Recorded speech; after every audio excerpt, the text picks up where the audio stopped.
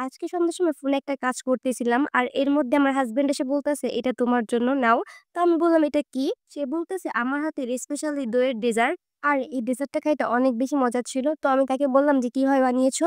সে ১ম এ বাজার থেকে দইটাকে কিনে আনে। তারপর ১ কাপ চিড়া ৫ মিনিট পানিতে রাখার পর সেটাকে চিপে আবার উঠিয়ে নেয়। তারপর তার মধ্যে দিয়ে দেয় বাজার থেকে কিনে আনা ঠান্ডা, ঠান্ডা ১০০ গ্রাম দই।